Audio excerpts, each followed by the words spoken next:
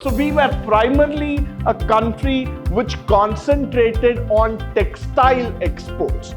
Now that was the functionality in terms of our specification. A number of industries were set up during this particular areas in the public sector. One of the most important things was the Hindustan shipyard, the Hindustan tools, the integral coach factory, etc. The third plan was followed by the second plan by establishing a basic capital and producer good industries, no doubt about it.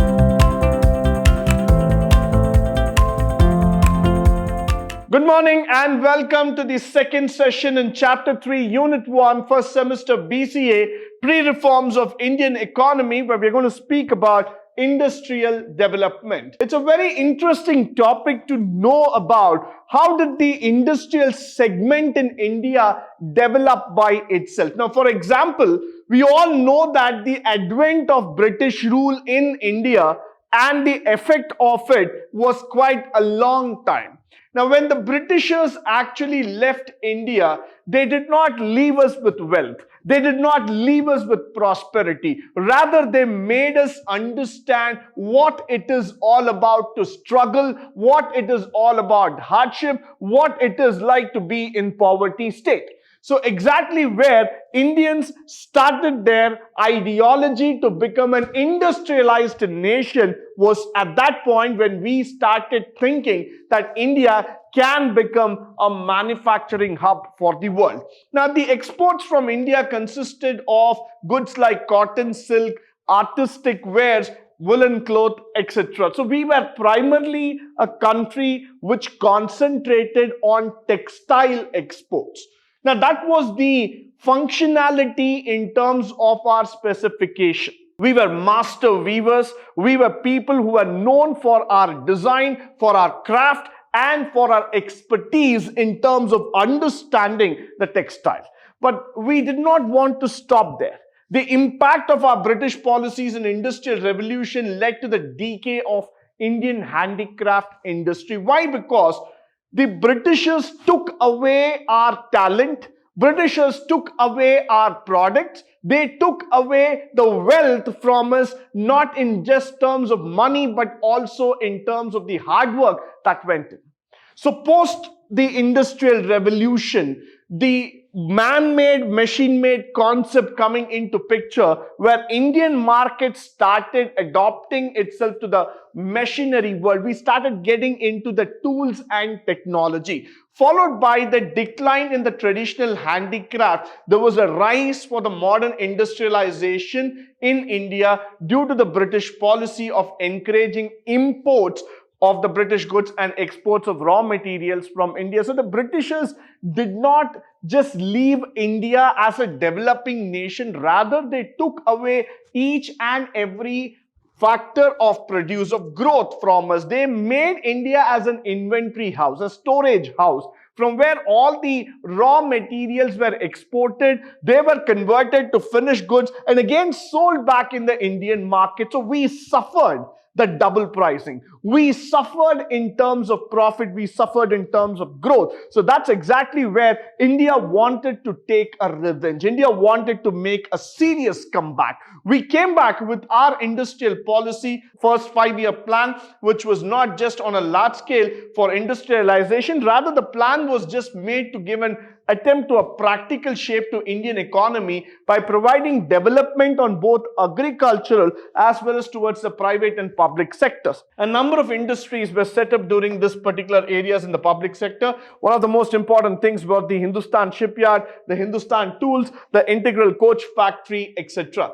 Now, we were not lacking behind in terms of talent or hard work. We know exactly where we wanted to grow. We also know this factor that we wanted to be an industrialized nation within a quick time frame. But then what was really interesting, what was really happening for us is that we wanted to see that this particular segments start getting into picture. So what was that what we were looking into is that the shipyard, the shipping factor, the logistics, the railways, and the machine tools. So these are some of the sectors that were given the preliminary importance, pushed into the economy so that we start reviving it, we start pushing it forward in terms of growth. Followed by the second 5-year plan. The highest priority was given to industrialization. From the second 5-year plan onwards, that's after the 1957 onwards, we were talking only about industrialized nation. So why we were trying to come out with this model is that the establishing of basic and capital goods industry on a large scale basis, this word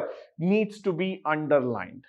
The reason is that we were thinking about just industries at like a captive centers.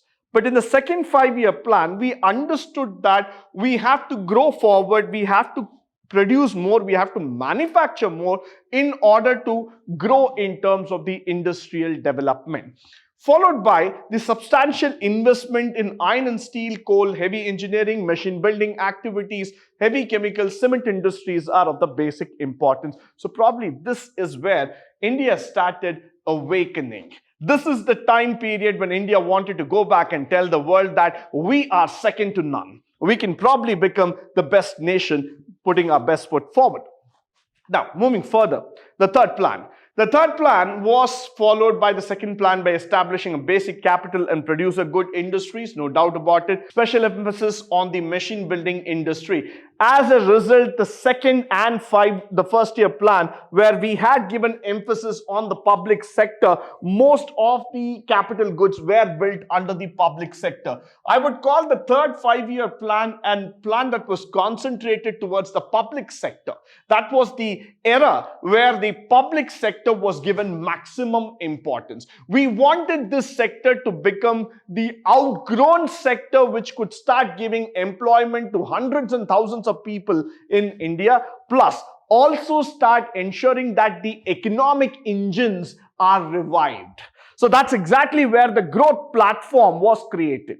In the third 5-year plan, we made it a point that any capital good manufacturing at the large scale has to be done under the public sector labeling, because that would provide employment, that would provide job security, and would also solve the problem of unemployment. So look at our industrial development thought process. Might not be great when we talk about it today, but at that juncture, at that point, a revival from the British, we were doing absolutely fantastic. Moving further, during the period 2002 to 2003, a quick fast forward. Let me just take you seamlessly from the third 5-year plan to that of 2002-2003, a modern India. An India where telecommunication is now available. Most of the people were exposed to a wonderful gadget called as the mobile or the cell phone altogether. And this is a new millennium that we are witnessing. A sharp recovery, revival of industrial sector, the 10th and the 11th plan, which is very, very important, which started witnessing high growth rate. Now, the rate of industrial growth was only 5% during the initial years, but then when we slowly started talking about, we started moving to 8 and 11% in 2006 and 7. Now, that's a fantastic acceleration that we are talking about. Because by that time, India is an established nation trying to create its own name identity. Probably we started understanding that every single sector, that's starting from infrastructure to logistics to capital goods, even to that of the heavy engineering, India made its name categorically. We created such a niche in the market that every other country started understanding that this is not a developing nation, but a developed nation which is trying to teach the world modern economy. So that's exactly where we are repositioning ourselves altogether. Followed by which, the period of 2002 to 2003, why we are very much concentrated is the 10th 5-year plan. It's a very, very important thing. Why was the significant acceleration on the capital goods sector was significant contributor for the overall economic growth. Now, the focus was so much integrated with technology that probably every single industry, every single sector started getting into the bandwidth. They started saying that, yes, this is going to be the most important thing. So During the 11th five-year plan, the industrial growth was considerable degree of fluctuations. After growing for more than 8%, the growth collapsed to 2.8% in the year 2008-2009. And that was not our mistake, because the world economic environment was like that. If you remember, 2008 was the year at which the mortgage crisis happened in the United States. Though that was more concentrated towards the BFSI, the banking, financial services industry and insurance factor. But still, the financial crisis had a huge toll that hit across the world economy. So we were also a victim to the financial crisis that happened in the United States. But nevertheless, we did not give it up. What we did is that the industrial recovery that we were started talking about was happening in the year 2010 onwards, where again we touched a double digit of 10%. So the industrial growth started roaring back in the year 2010-11, again back with a 8.2 and then and a 9% plus average. So we were able to see that the manufacturing sector is all set to create a new boom to the economy. Now, followed by which, the period starting 2011-12 saw a severe slowdown, again, industrial growth and production. Now, that was majorly because weak demand for exports. Now, that's probably one of the periods which we want to forget in the Indian economy. Why? Because that was a very bad scenario that I could probably talk when the markets completely crashed, global financial crisis all over the world, slowdown in the domestic demand. We were completely taken by high interest in India maintained by RBI and persistently very high inflation. So I would not like to go back on that scenario again, trying to revive again, trying to understand. But yes, this was possible. This was actually hitting the economy very, very badly, very severely. So this was one of the scenarios which I would like to talk about, saying that yes, this was creating a lot of jolt, a lot of hit to the entire economy. Followed by the slowdown in the private investment by the private sector due to weak returns on investment. Now that was also coming in very badly to India.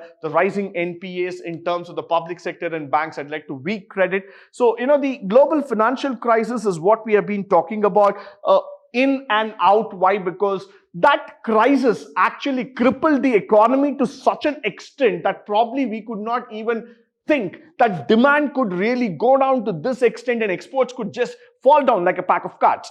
Now, this is one of the situations where you would see that even the best of the best investments in the markets, let it be on the stocks or the debt funds or probably on any of the hybrid that we have been talking about, all of them literally gave on a negative returns, making the investors as well as the companies go on a complete depressed mood altogether.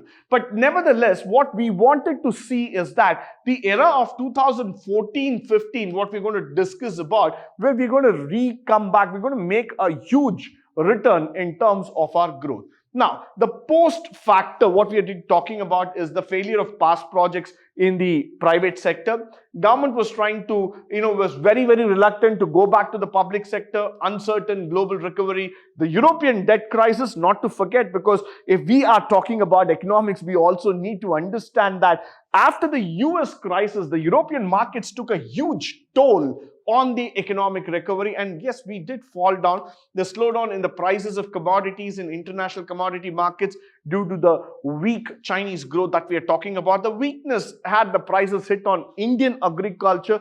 Now, we know that every time when this crisis was hitting across, if there is going to be a slowdown in the US, European market, the Western markets as we are talking about, and the commodities start taking a toll in the China market, we're not going to give up. That's going to definitely hit the Indian market, and this is going to have a severe impact altogether. So that's what we have been talking about in the rural area segments altogether. Followed by which we were developed ourselves to the next level. So with this, I would like to conclude this session saying that the industrial development was on a very great phase altogether.